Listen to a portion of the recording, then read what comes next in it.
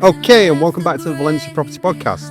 This is our podcast for March 2026, because that's where we are now, right in the middle of World War III, it seems, after that idiot, that orange guy, started yet another war. You know, he's the president of the peace, don't you know? But anyway, let's just say we're not going to talk about that today because we'd get so angry, wouldn't we? Today, we're going to talk about 6 different things, and then we're going to have a little surprise at the end, perhaps.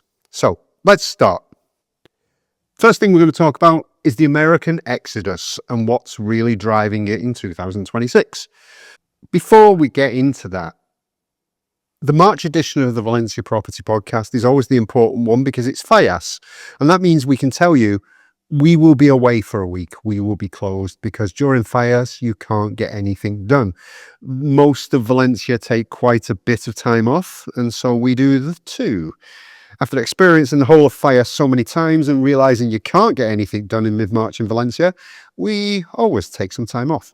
So get used to lots of traffic, plenty of bangs, and not getting things done efficiently. It's March and it's Valencia. We'll start by talking about the Americans anyway. We're seeing it play out in real time, and it's genuinely unlike anything we've ever experienced in 25, 26 years of doing this. The Americans keep coming. Even after Brexit, the number of British refugees didn't grow like the number of American refugees is now. They're not coming in dribs and drabs. They're coming in waves. In this podcast, I want to tell you what they're actually saying when they sit down with us, because it is what you might expect from the headlines, but it's also a bit more. The narrative you get from the media is all very tidy. Trump, politics, polarization. And yes, they're a huge part of it, especially the first thing, the orange thing. Sorry, I said I wasn't going to talk about him today. But when someone is actually uprooting their life and moving to another country, the story is almost always more personal than that. It can be more complicated, but it's definitely more personal. What we hear most often, and I mean this, it's the thing that comes up again and again and again, is a kind of total exhaustion. Not anger. People have gone past the anger part. Not panic. Just exhaustion. And it's mostly tied to disappointment too. People are tired of the noise. They're tired of the costs. They're tired of the way the conversation about everything, healthcare, schools, housing, safety, has become so loaded, so partisan. And once they start looking at what life could actually look like somewhere else, well, they get a real taste for it. A lot of the people we're speaking to are in the 40s and 50s. They've worked hard, they've saved, they can work remotely, or they're thinking about semi-retirement. They've realised that the cost of living in Valencia, buying a genuinely lovely home, eating well, living a full life, is a fraction of what they're paying in California or New York or Seattle or Texas or Colorado or, let's face it, most places really. That's not a political statement. That's just maths, or as they put it, math. I was chatting to a couple recently, I won't name names, who told me they'd sold their house in Austin, I believe that's in Texas, of course, 3-bed in a reasonable suburb, gone for just over $1 million. They came here and realised they could buy a 4-bedroom townhouse with a roof terrace in a residential suburb of Valencia in excellent condition for just over €300,000. And they would still have plenty of money left over. That's the kind of math that changes how people think. Now, there are fears, there are questions. It's not all enthusiasm. People come with very legitimate concerns. And when I say legitimate concerns, I don't mean people making excuses for being racist. The language barrier is a big one. And I'm honest about this. If you don't make an effort to at least learn some Spanish, life here will always feel a little thin. Even with fluent Spanish, I miss a lot of what is going on because of what I do every day. The bureaucracy is real and it's genuinely infuriating at times, although, as I've said before, you should take it as a Zen challenge and it becomes much more fun. Healthcare takes getting used to, but you get used to it, you definitely get used to it, as the cost is a minute fraction of what it is in the States. And there's a social adjustment, a building of a new community from scratch in your 40s and your 50s. It isn't the same as it was at 25. But what we find is that the people who come here with realistic expectations, who aren't just running away from something, but are also running towards something better, they tend to land well here. They get involved, they find their people. Valencia has a genuinely warm expat or immigrant community. I like to call it an immigrant community myself. But increasingly, a lot of that community is American. And just for a closing thought on this part, there's something I find quite moving about it, honestly. These are often very capable, very grounded people who've just decided that the version of life they want isn't the one that's been sold to them back home, in inverted commas. That American dream thing they were sold? Well, they were sold a lie. It's more like the American treadmill, and you can never get off. They've done the research, they've thought it through, and they've made the call and decided to get off. Our job here at Valencia Property is just to make sure that when they get here, we help them do it properly. Because a good move set up well can genuinely change someone's life and change it for the better. A bad one can be a disaster, and that's why we take our responsibilities very seriously.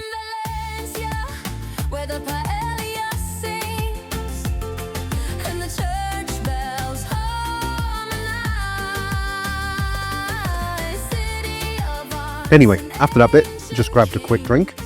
And now, let's talk about the Valencia property market and where we are in the last month of the first quarter of 2026. So, every year I do one of these market check-in episodes. I try to give you something more useful than the press releases, because the official line is always either, everything's fine, keep buying, or the sky's falling, sell everything. And the reality is almost always somewhere more nuanced and more interesting than that. So here's where I think we actually are as we head through the first quarter of 2026. Firstly, we talk about prices and stock. Prices in Valencia have risen. Way, go figure. That's the honest answer. Not catastrophically. We're not talking about the London or Barcelona market or the Madrid market or anything like that. But if you were looking here 2 or 3 years ago and you blinked, things are meaningfully more expensive now. The areas that were up and coming are, in a lot of cases, now up and well and truly arrived. They have come. Ruzafa, El Cabanyal, parts of Benimaclet. The discount for edginess has largely been priced out. There's still something there, but it's not what it was. What I'm also seeing is a real tightening of stock in the mid-range. Properties in good condition, well located, priced sensibly. They're moving and they move fast. We've just uploaded one today onto the website, and it's not in one of our usual areas, but it ticks every box that people usually ask for. Things that move fast have been moving fast for around a decade now. They don't just sit around. We had a property in Liliana recently that was under offer within 10 days of listing. That's not unusual at the moment. Now, some of you from America might be saying, well, this happens all the time in America, or used to happen before the crisis came along. Well, it didn't here. Things would be put on and things take time to move. But now, if you're a buyer and you see something good, you need to be in a position to move, because the days of having 6 weeks to think about it are largely gone in that mid-range section. At the top end and the bottom end, it's a bit different. Very high-end property and properties that need significant work are still taking time. That actually creates opportunity in the renovation market, and we'll come back to that in a different episode. But who is buying? Well, through us, the buyer profile has shifted dramatically. When I started this business in 1999, it was overwhelmingly British, and then it was Dutch. Then it was Belgians and other European nationalities joining them. Even the Chinese were a target market for a time. Americans barely registered. Now, and I find this remarkable, Americans are approaching 50% of our buyers. That's a transformation of who our market is serving. And it changes a lot of things about how we operate, how we communicate, and what people need from us. British buyers are still there, Dutch buyers are still there, and the big thing you have to remember is that in Valencia, at least, 80% of the buyers are still Spanish. In fact, they're mostly Valencian. So the market is not dependent on that 20% of foreigners who buy here. You go down to Alicante, it's more like 40%, and there are certain towns which are a lot more than that. So they are dependent on the foreign market to a greater extent. Here in Valencia, we're not. The centre of gravity in the foreign market has moved, though, from the Brits, from the Dutch, and that has real implications for the types of properties that are in demand. More space, good schools nearby, an international community, and good connectivity are always the 4 things that people want. So give you some practical advice in this market. If you're looking to buy in 2026, my honest advice is get your finance sorted before you start viewing. Get the NIE number, the Spanish tax number which you need. Have a lawyer on standby ready, because when the right property comes up, you will not have time to scramble and do all that. The buyers who are losing out are almost always the ones who weren't prepared. And preparation in this market is everything. We recently had a client who slept on the right old property just for 5 days. They wanted the weekend to sort stuff out. They didn't say what exactly. It was gone. When they said, yeah, let's make a full price offer, and they didn't haggle. They said, let's make a full price offer. It was gone. Let's not make this you. Listen to us about how the market is moving, because we don't tell porkies.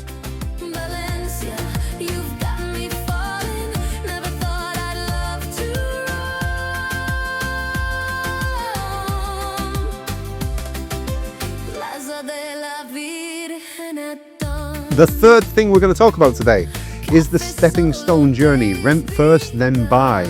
So I want to talk about something we set up back in 2023. We've talked about it here on the podcast before, and I think it's one of the best things we've done as a business. And more importantly, I think it's genuinely one of the best ways to approach a relocation to Valencia. It's called Stepping Stone Rentals, and the idea is very simple. Before you buy, you live here. You have a stepping stone. It may sound obvious, but you'd be surprised how many people just want to skip it. They come here on holiday, fall in love with Valencia, because why not? And they want to move. And there's a voice in their head, often their own, sometimes a pushy agent, that's not us, but other agents, who say, just buy, you'll figure it out. And honestly, quite often that works. But sometimes it doesn't. Why renting matters first. Here's the thing. Valencia in February is not Valencia in August, and I'm in Valencia in March at the moment, and we've just got a weather forecast of rain for the next 6 days. People always say it happens in Fias, but I've been here for 26, 27 years, and I can only remember about 6 Fiases where it rained a lot. This looks like it's going to be one of them. Anyway, you're in Valencia for a week, you're eating well, you're walking around in the sunshine, maybe not this week. It's not the Valencia when your kids are enrolled in a Spanish school and you're trying to figure out where to park and your internet is down and you don't know the word for the thing you need at the local shop. It's a holiday. None of that is a reason not to move. It's all very manageable, but it's real life, and real life is different from holiday. So what we try to do with Stepping Stone Rentals is to give people a proper landing period. A furnished, well-located rental, typically 3 months, where you can actually live in the city, explore the different neighborhoods, understand where they want to be, where you want to be, and make a buying decision afterwards with real information from having spent more time here. We had a family last year, again, anonymized, who came over from the States, 2 kids, primary school age. They rented through Stepping Stone in the central neighborhood while they got settled. Within about 3 months, they'd done a lot of legwork. They'd explored La Liana, Godella, some of the northern suburbs. They'd talked to other parents at school. They'd figured out that, actually, despite having thought they wanted city centre life, what they really wanted was a bit more space and a garden. In order to anonymize it a bit more, I'm not telling you where they bought. Suffice to say, it's not a story that ends well if they'd rushed into a city centre apartment on week 2 of their visit, paid the X amount of money plus 15% for all of their costs, and then discovered they've made a mistake. So the business logic of Stepping Stone Rentals and why it's actually better for many people. Some people ask us, slightly suspiciously, isn't it a conflict of interest for you to be also running the rentals, so you get paid from the rental to start off with, and then you get paid from selling something to someone? Don't you just earn more money? And I think that's a fair question, but the honest answer is we don't make serious money on rentals. It's basically an extra funnel in our process. We make money when people buy, so there's no incentive for us to keep people renting indefinitely. What there is a genuine interest in them buying the right thing. Because a client who's bought the wrong property and regrets it, that's not a client who's going to recommend us. A client who took 6 months, found exactly the right place, and has been happy there for 5, 6, 7, 10 years. That's someone who sends us their friends and continues to do so. And thank you to all of you who do that already. So yeah, the stepping stone model is good for clients and as a funnel, but it's also good business. I'm comfortable saying both things are true. Make sure to check out our Stepping Stone Rentals page if you want to try before you buy, because you won't find these properties anywhere else online. We don't advertise them on portals. They're owned by people who've bought offers in large part. Contact us there at info@steppingstonerentals.com. Make your reservation.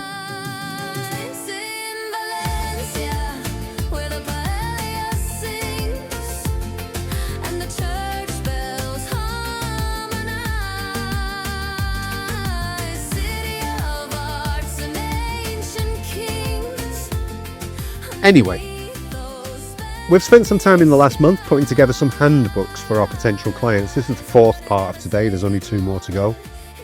The Valencia Property Handbook and the Stepping Stones Rental Handbook. We thought it was time to have something a bit more available than the blogs, podcasts and more we put out on socials, because everyone's burnt out on socials now. Socials are a cesspit. I hate Facebook. I'm off Twitter. LinkedIn is just ridiculous. Anyway, I won't go into all of that. You can download the guides in the show notes, and seriously, get back to us at our mail addresses at Valencia Property and the Stepping Stone Rentals and let us know what you think. We will iterate and make the guides even better based on your suggestions. And we've had a suggestion this week that on the blog, we've got a district guide of Valencia, and it's divided into 4 different articles. And later this week, I think I'll be putting those 4 into different articles into one PDF, which you can download, and uploading that as a handbook for the districts of Valencia as well. So we're going to put more handbooks out just so that you can take things and read about one specific thing.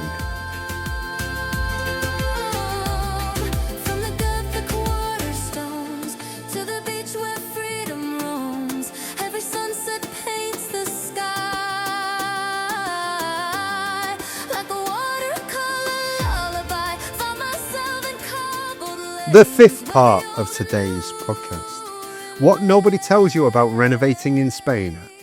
So, renovations. We could do an entire series on this and barely scratch the surface, but let me try to give you the honest version, the things that actually catch people out rather than the brochure version. We set up Valencia Remodels as a sister company because we kept seeing the same scenario play out. Somebody buys a property that needs work. They're excited. They have a vision, or not. They find a builder, maybe through a recommendation, maybe through a Facebook group, maybe just someone who turns up and quotes a price that sounds reasonable. And once work starts, or even before work starts, things go sideways, or even to hell in a handcart. Not always, but enough times to make it something we get to give loads of examples of when we're talking to people. The time problem is the first thing. If you're used to project timelines in the UK, Germany, the US, throw them out. Not entirely, but adjust them significantly. Things may take longer here. Not because people are incompetent or lazy. There are brilliant tradespeople in Valencia, genuinely excellent ones, and at Valencia Remodels we use them. However, the culture around work is different, supply chains operate differently, and most importantly, and I found this when I've been doing our office recently, bureaucracy can add real time to anything that requires a license or an official sign-off. I'm actually recording this in my office, which is finished and has been finished for over a month now, after taking a lot longer than we thought it would. It's still not signed off by the town hall.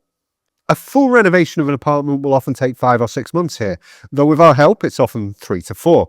If you're planning around it, if you're waiting to move in, if you're factoring in a rental period, build in more time than you think you need and then add a little bit more. You can always get a stepping stone rental to wait out the time. The people who get frustrated are almost always the people who were working to a very tight or even an unrealistic schedule. If somebody comes up to you and says, yeah, I can do that job in a month, they can't, they're lying. The budget problem is the second thing. If you're not using Valencia Remodels, then get 3 quotes. Valencia Remodels, we will get 3 internal quotes from the builders we work with. But if you're not using us, this is just word to the wise, get 3 quotes. And understand what is and isn't included in each one. The headline number is almost never the final number. It's not anywhere in the world, honestly, but especially here. The things that are not included but you don't ask for always raise the price considerably. When I look in my fridge, for example, I don't see the things that aren't there, so I don't recognize I need to go and buy them.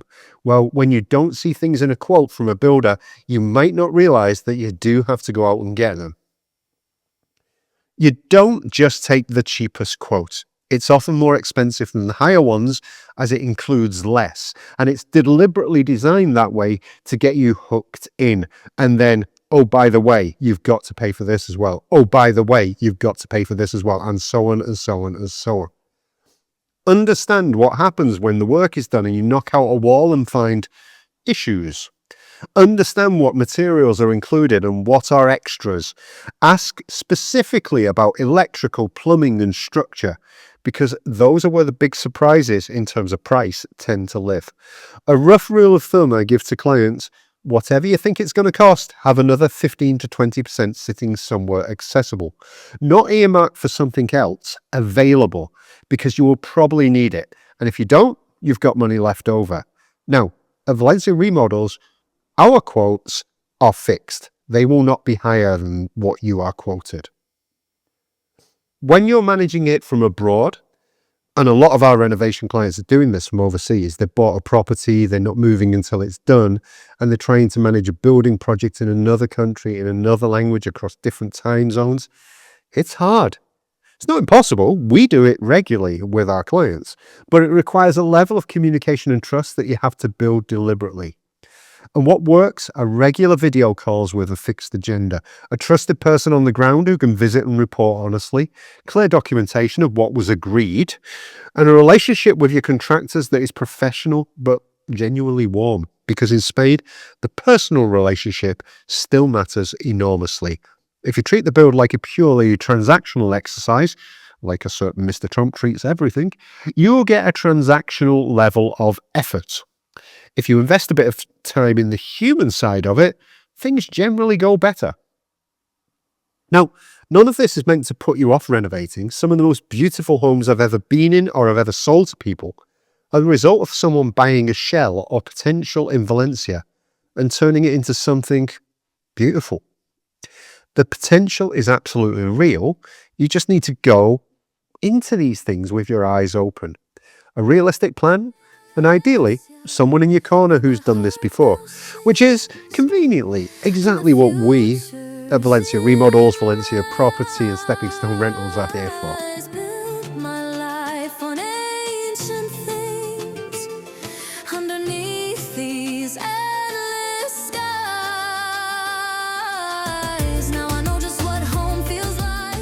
Number 6, Leliana and the suburbs, why Americans keep ending up there.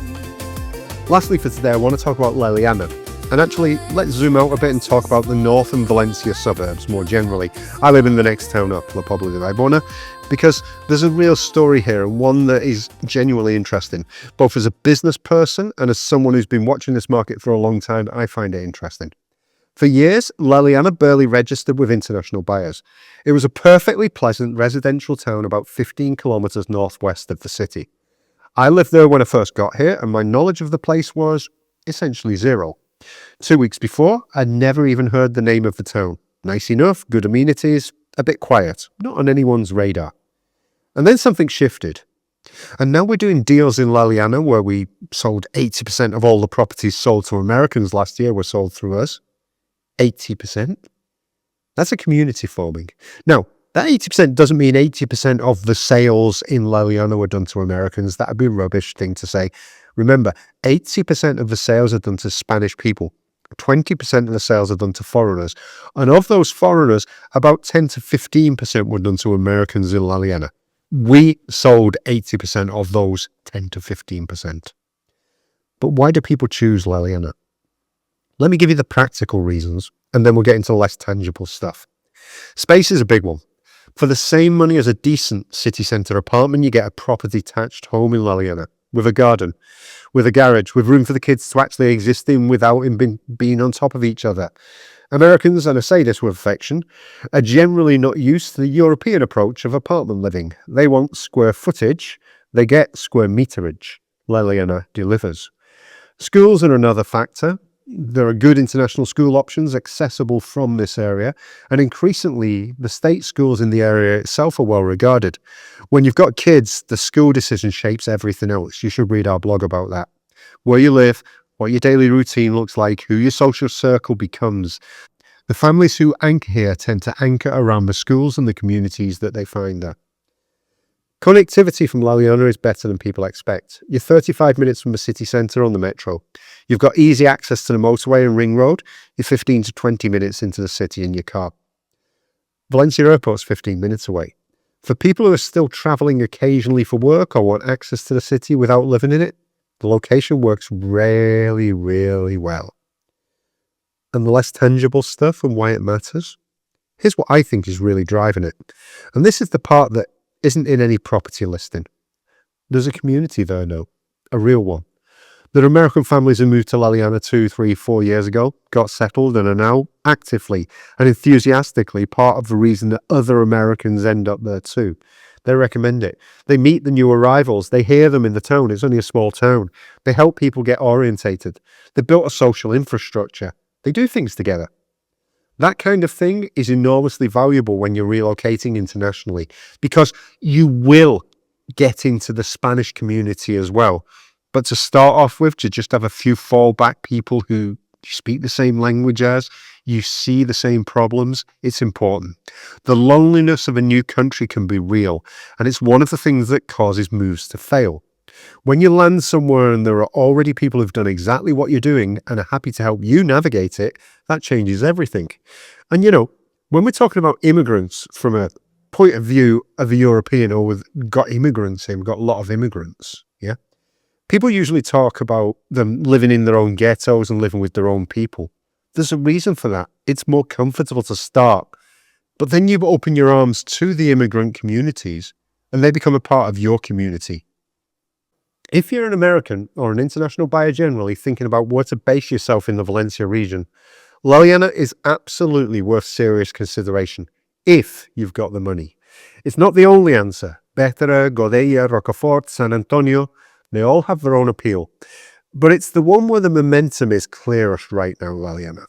The community's there, the infrastructure's there, and the prices, while they've moved, still represent extraordinary value by any international comparison. My honest advice is, don't just buy there or anywhere without spending time there first. Walk around on a Tuesday morning, see whether it's quiet or too quiet. Have a coffee, talk to people if you can. See if it feels like your kind of place. It might be a little too quiet for you. You never know. It won't be too quiet on a Friday evening when you try to get a restaurant place and you can't.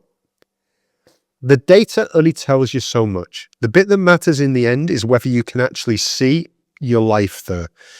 Whether you can feel that, I'd be happy here. And for a lot of Americans right now, when they spend the morning in La Leona, the answer to that question seems to be, yeah, it's nice. So that's it for this month on the podcast, apart from our little surprise which follows. Next month, we'll be having an interview with someone who has made the move and is now providing a service for Americans who want to do the same. If it's tax advice and declaring in the States you want, without worrying about the IRS or the Spanish Hacienda here, then I think you'll enjoy it. But finally for today, let's go on to our last part. We had a meeting this week, and what we did is we decided to interview people who work here and ask them a few questions, personal questions, which they answer in a rather enthusiastic or not way. Have a listen. I think you'll enjoy it.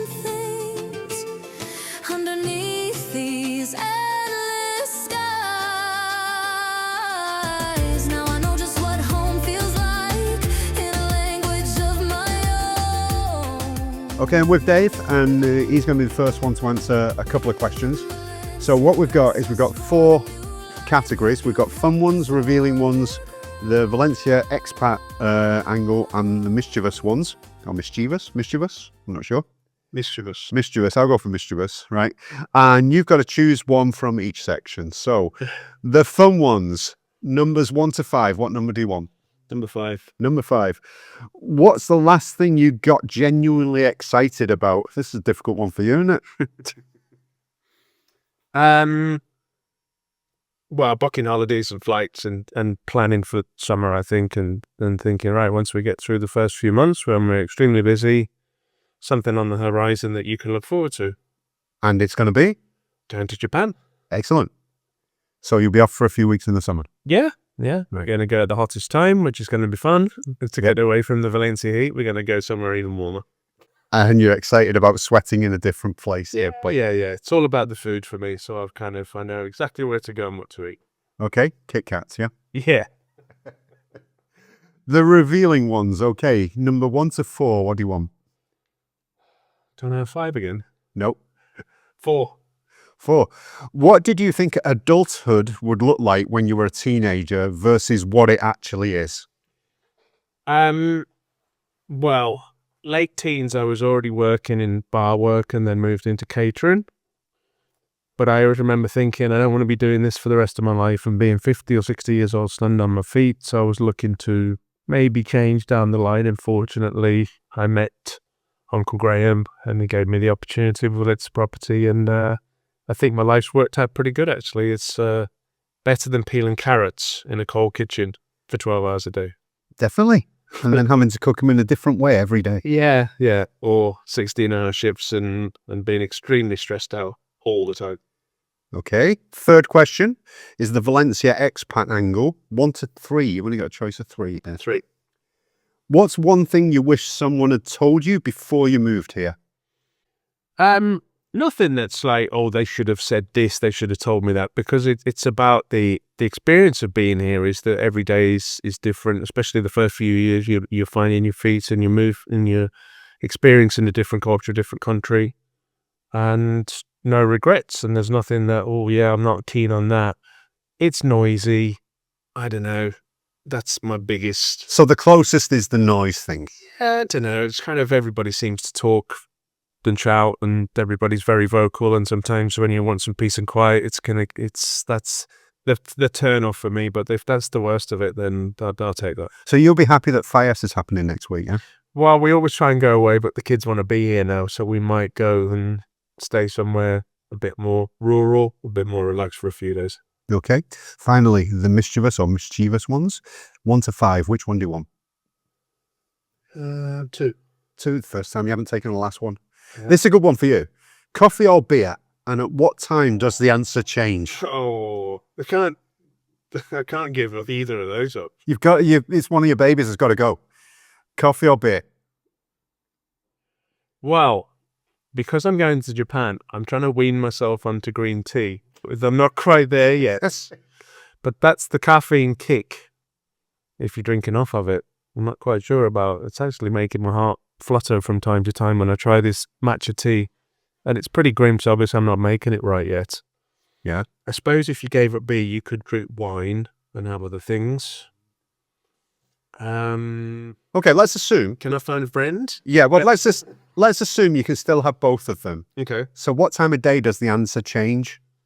All right. Well, coffee up until about 4, and then beer all the way from 4 p.m. And now the really mischievous question: how many coffees during a day, and potentially how many beers? Okay. Well, I have a lot of coffee. I'm on because I have doubles from my coffee machine, and then you go out and I never had milky coffee, so it's not my cup of tea or my cup of coffee.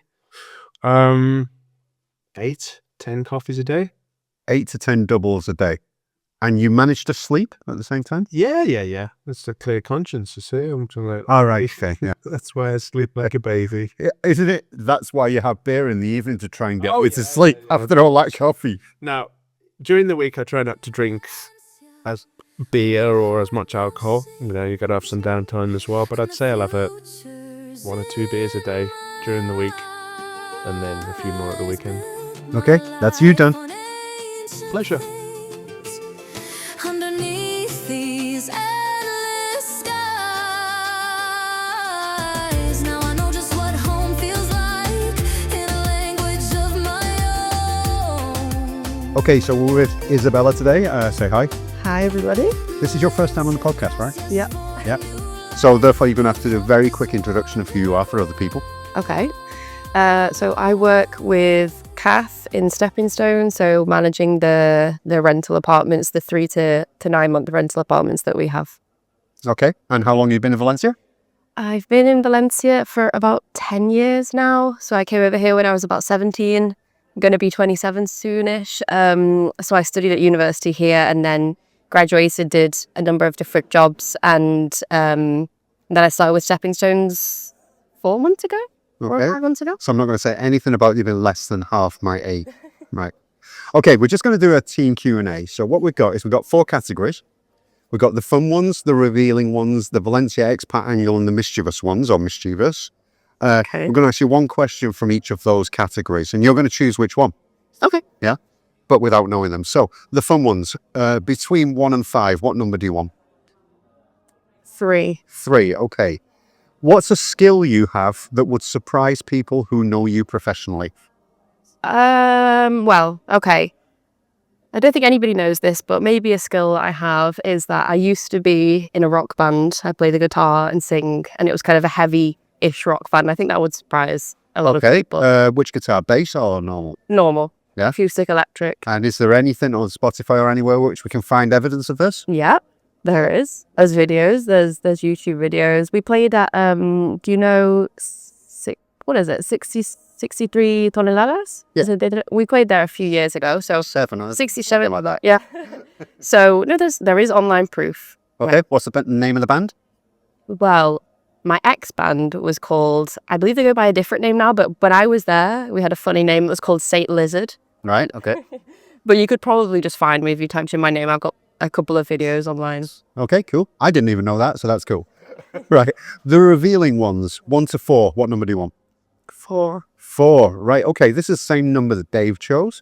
What did you think adulthood would look like when you were a teenager versus what it actually is? That's not too long ago for you. Yeah. Yeah. Well, I suppose I thought that, by 26, 27, you would have a house, you would have a house, a dog, all of these things, because it seems a lot older when you're about 16 or 17 than what it really is.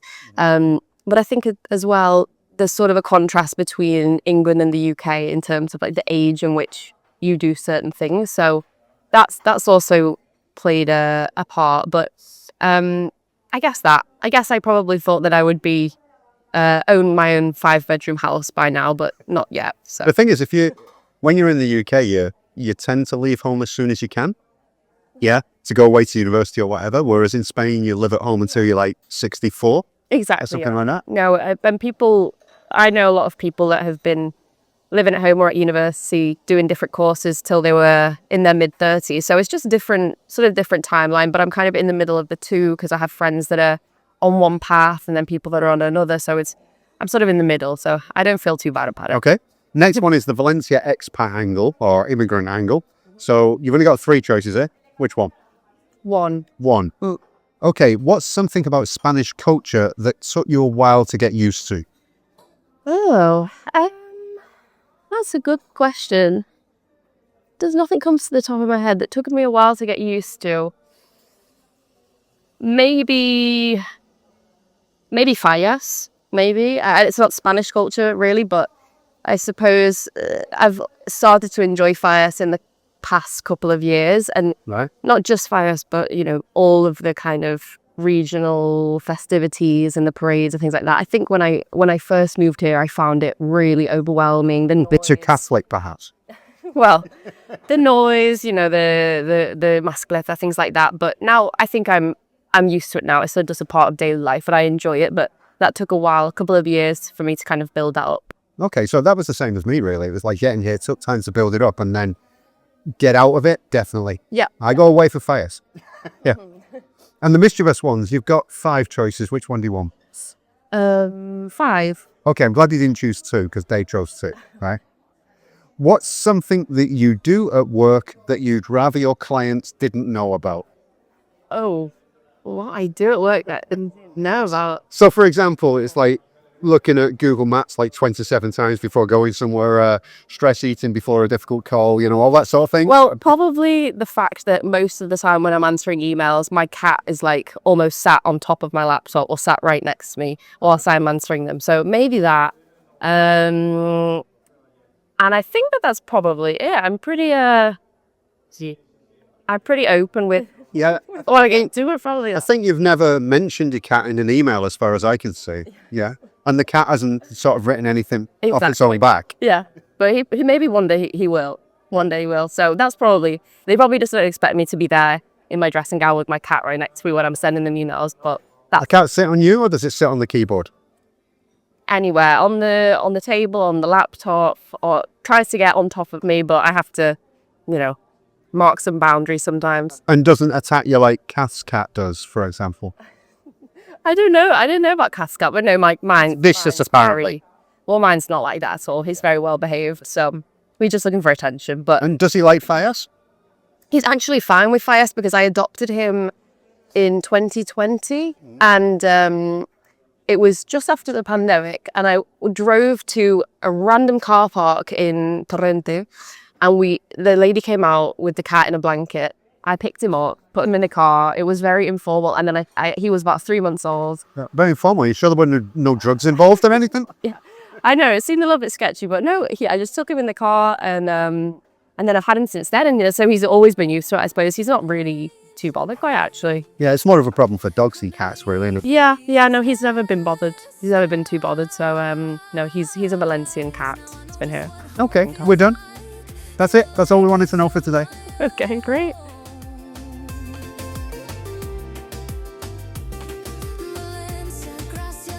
And that's it for today. We hope you enjoyed listening to that and learning a bit more about Dave and Isabella, because they're people you might be working with when you come over and work with Valencia Property. So until next time, if you've got any questions, of course, get in touch with us on information@valencia-property.com or info@steppingstonerentals.com, and we'll get back to you and help you out with whatever you're looking for. This is me, Graham, saying goodbye until the next month. And again, this month we'll probably put out a mini episode as well.